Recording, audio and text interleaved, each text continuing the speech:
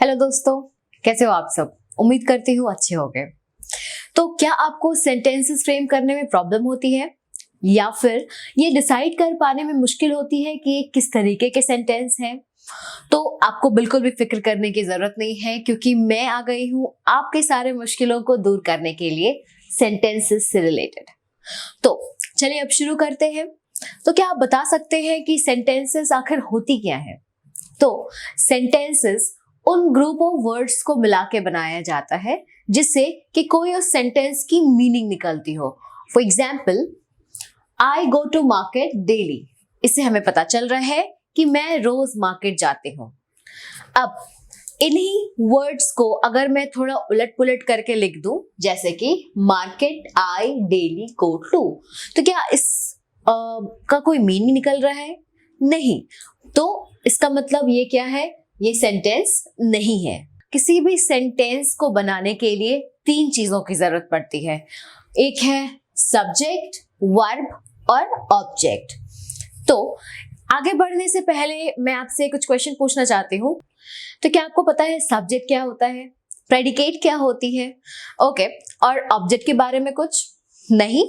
कोई बात नहीं, मैं इन सारे टॉपिक्स को कवर करूंगी, क्योंकि अगर आपको सेंटेंसेस के बारे में बहुत अच्छी तरीके से जानना है तो आपको इन चीजों के बारे में भी जानना जरूरी है। इनकी नॉलेज जरूरी है, रखनी पड़ेगी। और सिर्फ सेंटेंसेस समझने के लिए नहीं, बल्कि सेंटेंसेस बनाने के लिए भी, सेंटेंसेस फ्रेम करने के लिए भी। तो आइए जानते हैं कि व्हाट इज सब्जेक्ट। सब्जेक्ट क्या होता है? तो subject tells us what the sentence is about। तो सब्जेक्ट से हमें ये पता चलता है कि आखिर सेंटेंस किस बारे में है। ठीक है, मैं आपको इन तीनों चीजों को एग्जाम्पल के थ्रू समझाऊंगी। सबसे पहले आप देख लीजिए कि क्या होता है सब्जेक्ट, क्या होता है प्रेडिकेट और क्या होता है ऑब्जेक्ट। तो वापस से मैं एक बार फिर से रिपीट करूंगी। सब्जेक्ट मतलब what the sentence is about। Predicate tells us something about the subject। Predicate हमें subject के बारे में बताता है। Predicate सेंटेंस का वो भाग होता है जो हमें सब्जेक्ट के बारे में बताता है। ऑब्जेक्ट क्या होती है? ऑब्जेक्ट वो चीज होती है जिसपे कि सब्जेक्ट कुछ काम करता है, जिसपे सब्जेक्ट काम किया जाता है। तो ये चीजें समझ गए आप लोग? Subject, what the sentence is about. Subject sentence का वो हिस्सा होता है जिससे हमें पता चलता है कि सेंटेंस किस बारे में है या किसके बारे में है, और इसी सब्जेक्ट के द्वारा ही काम किया जाता है, यानी कि क्रिया की जाती है, जिसे हम इंग्लिश में वर्ब कहते हैं। और इसी की वजह से हम इस सब्जेक्ट को हिंदी में कर्ता भी कहते हैं, यानी कि क्रिया करने वाला। ठीक है, फॉर एग्जाम्पल, जैसा कि मैंने कहा कि मैं आपको इन तीनों चीजों को एग्जाम्पल के थ्रू समझाऊंगी ताकि आप अच्छी तरीके से इसे समझ सको। तो आइए देखते हैं हम इस एग्जाम्पल को। तो यहाँ पे हमने एग्जाम्पल लिया है, Shyama is celebrating her birthday. क्या है sentence? Shyama is celebrating her birthday। तो यहाँ पे वर्ब कौन सा है? तो वर्ब है is celebrating। तो इस सेंटेंस में काम कौन कर रहा है? इन सेंटेंस में श्यामा काम कर रही है। कौन सेलिब्रेट कर रहा है बर्थडे? तो श्यामा सेलिब्रेट कर रही है, जिसकी वजह से श्यामा सेंटेंस की सब्जेक्ट हुई। ठीक है, अब आगे बढ़ते हैं अबाउट प्रेडिकेट। अब प्रेडिकेट क्या कहता है? जैसा कि मैंने बताया कि predicate tales us something about the subject. चूंकि अब यहाँ सब्जेक्ट क्या है? श्यामा। श्यामा चूंकि सब्जेक्ट है, तो श्यामा इस सेंटेंस में क्या कर रही है? हमें इस सेंटेंस में श्यामा के बारे में क्या पता चल रहा है? तो हमें ये पता चल रहा है कि श्यामा अपना बर्थडे सेलिब्रेट कर रही है, इज सेलिब्रेटिंग हर बर्थडे, यानी कि सेंटेंस का प्रेडिकेट है इज सेलिब्रेटिंग हर बर्थडे। आपको समझ में आया? अब बढ़ते हैं ऑब्जेक्ट की तरफ। आइए देखते हैं पहले इस सेंटेंस के वर्ब को लेकर। जैसा कि मैंने बताया सेंटेंस में वर्ब कौन सा है, इज सेलिब्रेटिंग। तो हमारी सब्जेक्ट श्यामा क्या सेलिब्रेट कर रही है? तो हमारी सब्जेक्ट श्यामा अपना बर्थडे सेलिब्रेट कर रही है, यानी कि इस सेंटेंस में जो ऑब्जेक्ट है वो है बर्थडे। मतलब Shyama is celebrating her birthday. Shyama जो कि सब्जेक्ट है, वर्ब इज सेलिब्रेटिंग। श्यामा क्या काम कर रही है? सेलिब्रेट कर रही है। क्या सेलिब्रेट कर रही है? अपना बर्थडे। इसीलिए इस सेंटेंस में birthday is the object of the sentence. समझ गए आप लोग? अब मैं आपको इस बारे में थोड़ा और समझाऊंगी विद फ्यू मोर एग्जाम्पल्स। आइए देखते हैं कुछ और एग्जाम्पल्स को। दूसरा example, Rohan plays badminton. Rohan plays badminton. अब इस सेंटेंस में कौन किसके बारे में हमें पता चल रहा है? तो इस सेंटेंस में हमें पता चल रहा है रोहन के बारे में।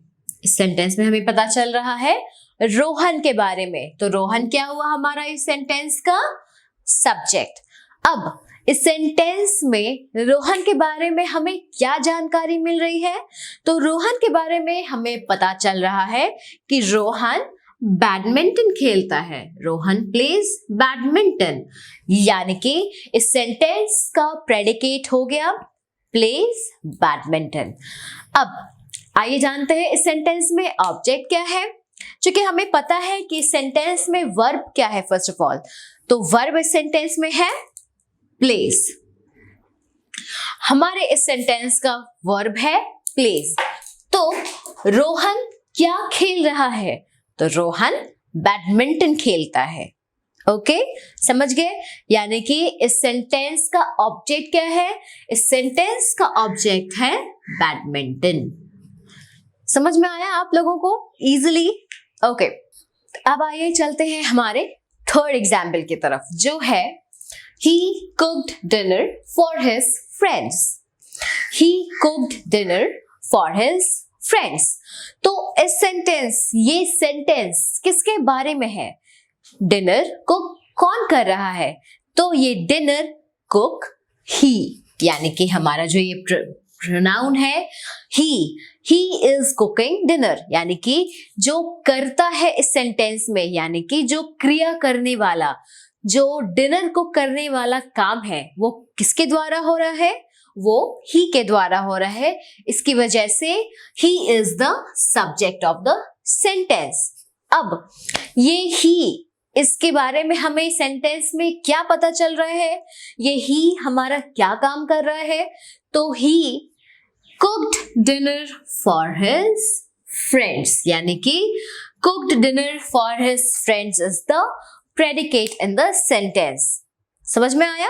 जैसा कि मैंने बताया था, प्रेडिकेट हमें क्या बताता है? Tells us something about the subject. तो cooked dinner for his friends, ये चीजें हमें सब्जेक्ट, जो कि हमारा सब्जेक्ट ही है, उसके बारे में पता चल रही है। अब इस सेंटेंस में वर्ब क्या है? तो सेंटेंस में वर्ब है कुक्ड। हमारा सेंटेंस में वर्ब है कुक्ड। तो ये जो हमारा सब्जेक्ट है, ये क्या कुक कर रहा है? तो ये जो हमारा सब्जेक्ट है, ये कुक कर रहा है डिनर। क्या कुक कर रहा है? डिनर, जिसकी वजह से डिनर हमारे सेंटेंस का ऑब्जेक्ट है। समझ में आया आप लोगों को? आई होप आप समझ रहे होंगे कि सब्जेक्ट, प्रेडिकेट और ऑब्जेक्ट क्या होते हैं। आइए हमारे नेक्स्ट एग्जाम्पल की तरफ चलते हैं। She passed the bottle of water. She passed the bottle of water.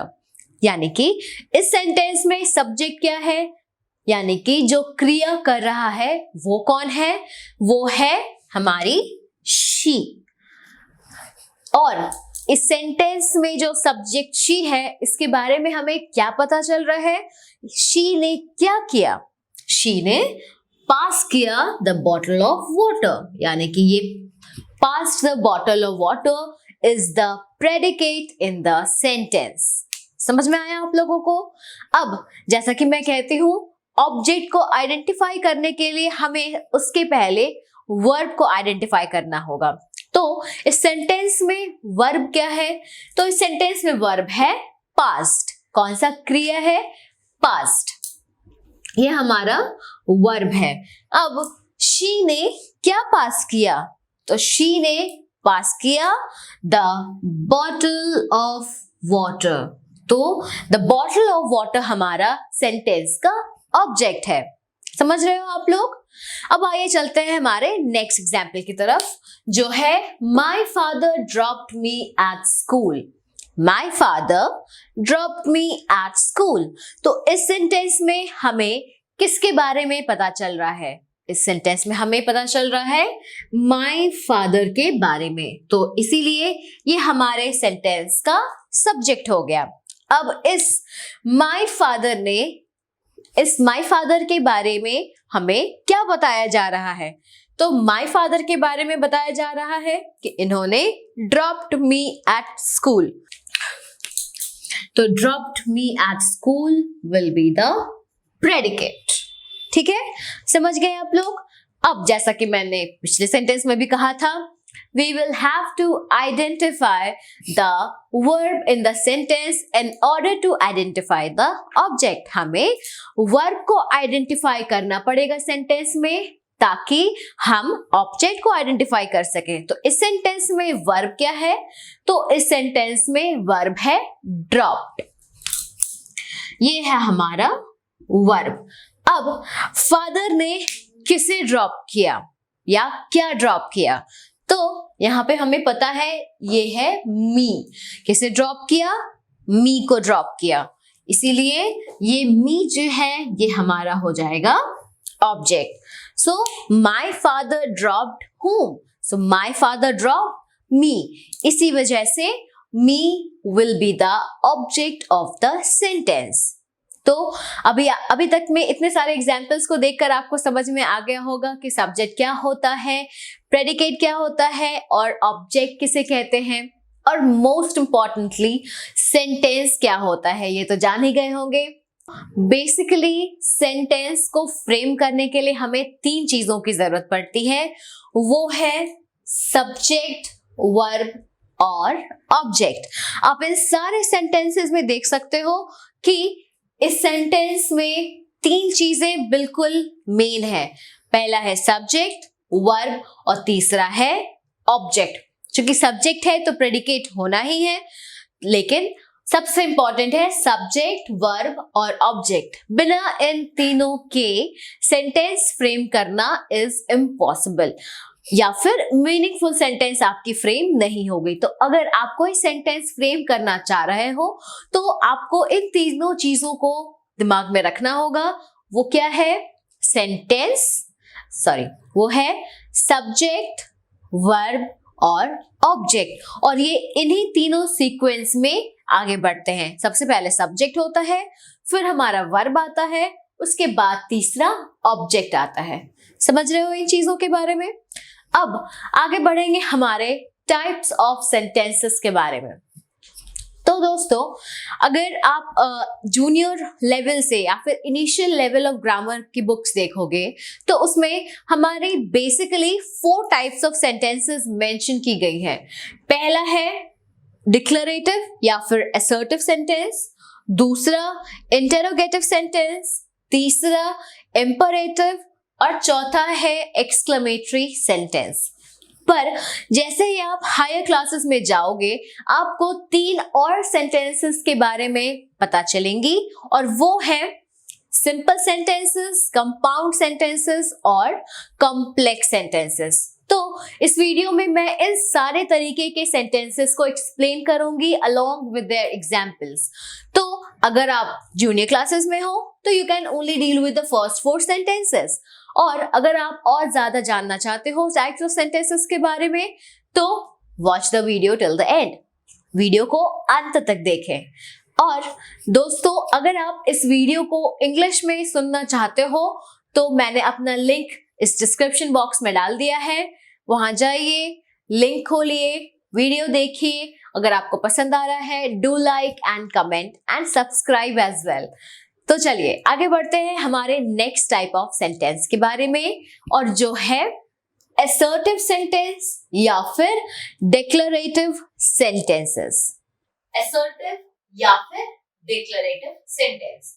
तो आइए जानते हैं आखिर ये assertive sentence होता क्या है.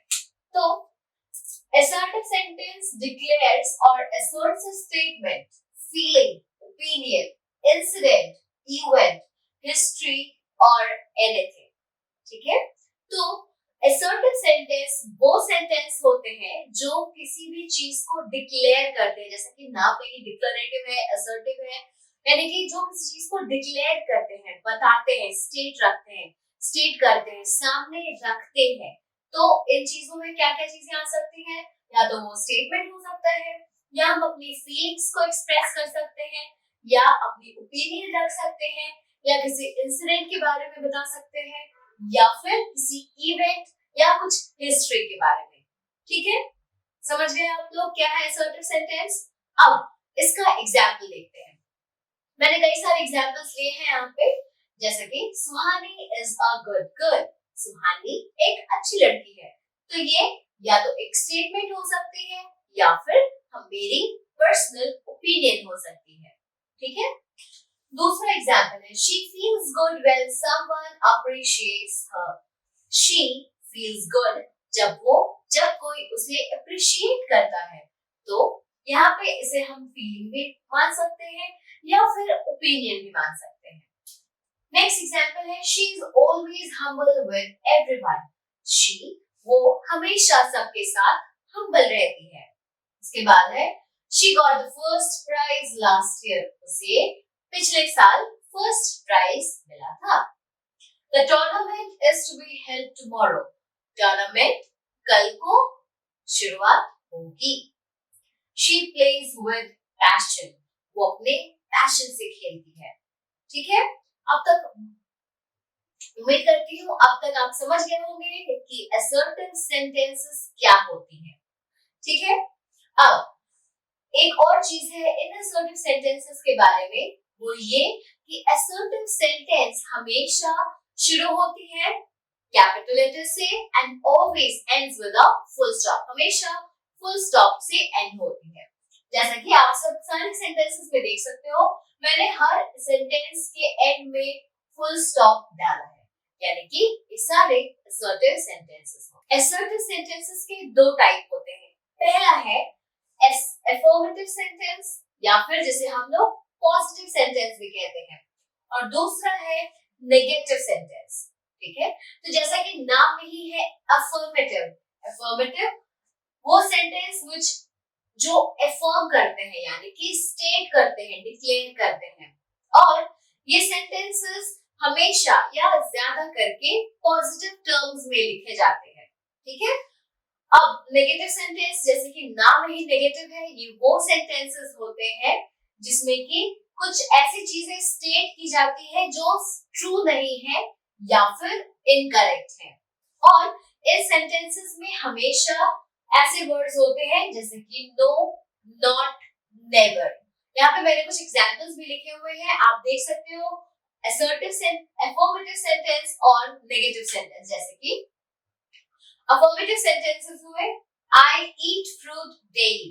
अब अगर मैं इसी का नेगेटिव में चेंज करूं तो ये हो जाएंगे I do not eat fruit daily.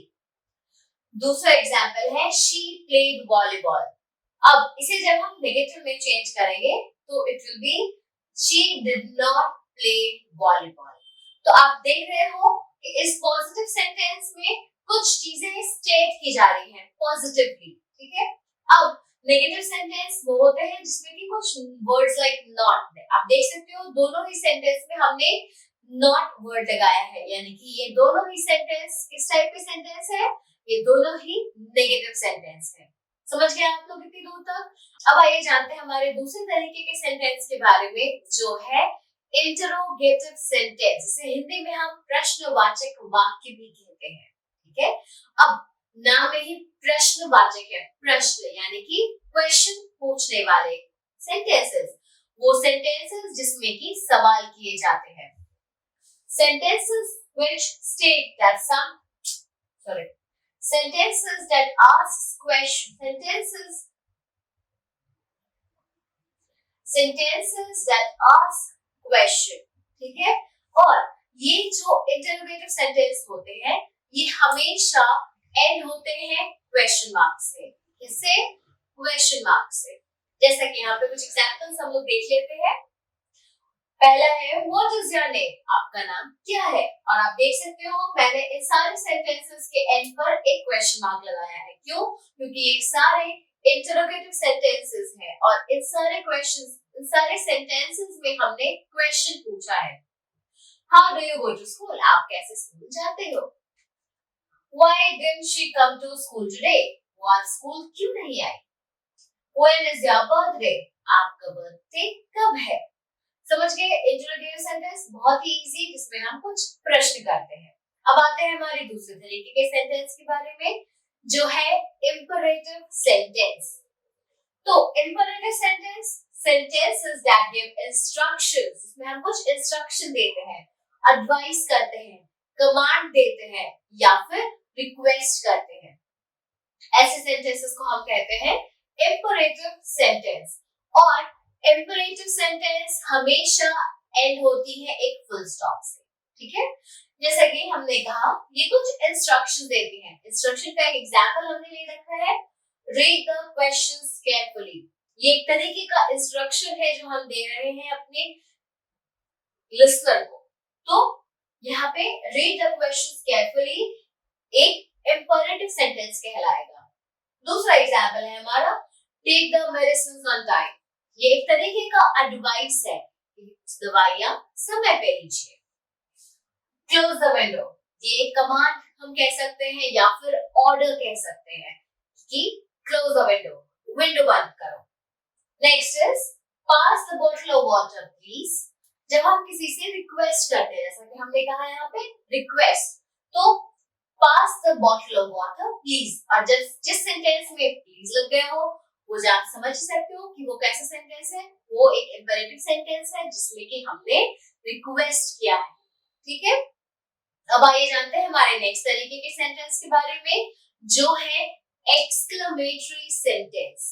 तो एक्सक्लेमेटरी सेंटेंसेस क्या होते हैं? Sentences which express strong emotions like happiness, sadness, excitement और सरप्राइज।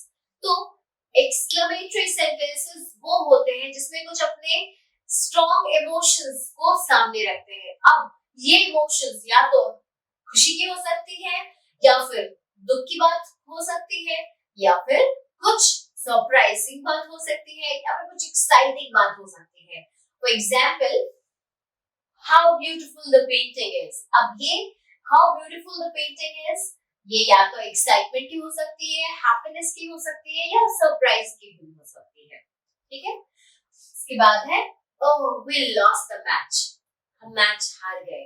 तो ये एक इमोशन है जिसमें कि हम सैडनेस एक्सप्रेस कर रहे हैं, अपना दुख व्यक्त कर रहे हैं। नेक्स्ट है hurray we won the match, यानी कि ये एक खुशी की बात एक्सप्रेस हो रही है इस सेंटेंस में, hurray we won the match. Next what an amazing party he planned, कितनी अच्छी पार्टी उसने प्लान की। अब ये या तो सरप्राइजिंग बात, या तो ये सरप्राइज वाली बात हो सकती है या हैप्पीनेस या एक्साइटमेंट, ओके।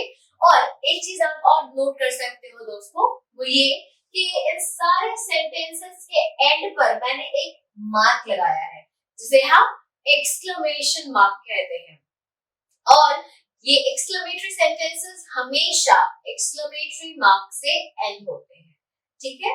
समझ गए हो आप लोग इतनी दूर तक? ओके, अब आइए चलते हैं हमारे नेक्स्ट टाइप ऑफ सेंटेंस के बारे में। Simple sentences. सिंपल सेंटेंसेस जैसा कि इसके नाम में ही सिंपल है, यानी कि सिंपल सेंटेंसेस वो होते हैं जो अपने मीनिंग को बहुत ही सिंपली कन्वे करते हैं। जैसे कि for example Suhani went to school, Suhani school गई। They play cricket every day, वो रोज क्रिकेट खेलते हैं। तो आपने देखा इन दोनों सेंटेंसेस में बहुत ही सिंपली अपनी बातों को रखा गया है, ना कुछ एक्स्ट्रा चीजें ऐड की गई हैं, ना कोई कंजंक्शन, प्रीपोजिशंस, ऐसा कुछ बहुत ज्यादा नहीं है। इसलिए इन सारे सेंटेंसेस को हम कहते हैं सिंपल सेंटेंसेस। और सिंपल सेंटेंसेस के लिए बस दो चीजें होना बहुत जरूरी है, एक है सब्जेक्ट और दूसरा है वर्ब। ठीक है, जैसा कि आप इन दोनों सेंटेंसेस में देख सकते हो, हमारे पहले सेंटेंस में सब्जेक्ट क्या है? सब्जेक्ट है सुहानी, और दूसरे सेंटेंस में सब्जेक्ट क्या है? दे। तो इन दोनों सेंटेंस में सब्जेक्ट है सुहानी और दूसरे में है दे। और जैसा कि आप देख सकते हो कि इन दोनों सेंटेंस में वर्ब भी मेंशन्ड है, जो कि है वेंट एंड प्ले। अब हम बढ़ते हैं हमारे दूसरे सेंटेंस की तरफ, जो है कंपाउंड सेंटेंस। कंपाउंड सेंटेंसेस वो सेंटेंस होते हैं जो दो सिंपल सेंटेंसेस को जोड़ के बनाया गया हो, और इन दोनों को जोड़ने में या तो एक कॉमा का इस्तेमाल किया गया हो या फिर कंजंक्शन का, जैसा कि आप इन एग्जाम्पल्स में देख सकते हो। पहला एग्जाम्पल जैसा हमने लिया है, Tanu reached the school early and got the front seats. Tanu school पहले पहुंची और फ्रंट सीट्स ले लिया। अब इन सेंटेंस में आप देख सकते हो कि ये दो सिंपल सेंटेंसेस को जोड़कर बनाया गया है, तनु रीच्ड द स्कूल और तनु गॉट द फ्रंट सीट्स। अब इन दोनों सेंटेंसेस को किससे जोड़ा गया है? इन दोनों सेंटेंसेस को एंड कंजंक्शन से जोड़ा गया है। अब चूंकि आप जानते हो कि एक ही सेंटेंस में अगर हम इस तरीके से इसे यूज करेंगे, Tanu reached the school early and Tanu got the front seats, तो एक ही सेंटेंस में दो बार सब्जेक्ट का इस्तेमाल करने की जरूरत नहीं है। इसीलिए हम इसे इस तरीके से लिखेंगे, Tanu reached the school early and got the front seats. समझ गए आप लोग? क्लियर? एक और एग्जाम्पल देखते हैं इस चीज को बेहतर समझने के लिए। दूसरा example, Sahil did not study well but got good marks in exams. तो साहिल ने पढ़ाई नहीं की ठीक से, पर उसने अच्छे मार्क्स स्कोर किए। अब आप देखो कि ये सेंटेंस किन दो सिंपल सेंटेंसेस को जोड़ के बनाया गया है। पहला, Sahil did not study well, और दूसरा, Sahil got good marks in the exam. तो इन दोनों सेंटेंसेस को जोड़ा गया है बट कंजंक्शन से, और ये सेंटेंस जुड़ने के बाद कुछ ऐसा हुआ, Sahil did not study well but got good marks in the exam. Clear? अब आगे बढ़ते हैं हमारे लास्ट टाइप ऑफ सेंटेंस के बारे में जानने के लिए, जिसका नाम है कॉम्प्लेक्स सेंटेंस। तो कॉम्प्लेक्स सेंटेंस वो सेंटेंस होते हैं जिनमें एक पार्ट ऑफ द सेंटेंस दूसरे पार्ट ऑफ द सेंटेंस को एक्सप्लेन करता हो। समझ गए? जिसमें one sentence explains the other. और कॉम्प्लेक्स सेंटेंसेस में दो चीजें होनी बहुत जरूरी है, एक तो इंडिपेंडेंट क्लॉज और दूसरा डिपेंडेंट क्लॉज। अब ये क्लॉज क्या होता है ये हम आपको समझाएंगे हमारे दूसरे वीडियो में। इस क्लॉज पे एक अलग से वीडियो है, एक अलग चैप्टर है पूरा क्लॉज, तो उसे हम डिटेल में हमारे नेक्स्ट वीडियो में समझाएंगे। फिलहाल के लिए आप इतना समझ लो कि इंडिपेंडेंट क्लॉज मतलब एक सेंटेंस जो है वो दूसरा, ये सेंटेंस इंडिपेंडेंट क्लॉज वो पूरी तरीके से खुद को एक्सप्लेन कर रहा है, और वो साथ ही साथ दूसरे सेंटेंस को भी एक्सप्लेन कर रहा है। समझ गए? जैसा कि आप इसे बेहतर समझ पाओगे when you'll get to see the examples। देखो, My father is happy because I did well in the exam। अब आप देख सकते हो इसमें इंडिपेंडेंट क्लॉज कौन सा है? My father is happy, मतलब इस पार्ट ऑफ द सेंटेंस से हमें इस सेंटेंस की मीनिंग कन्वे हो रही है, मतलब मेरे पापा खुश है। पर क्यों खुश है? Because I did well in the exam। तो इन दोनों सेंटेंसेस को यहाँ पे दोबारा से कंजंक्शन की मदद से जोड़ा गया है। अब आते हैं हमारे नेक्स्ट एग्जाम्पल पे। You feel blessed if you show mercy to others.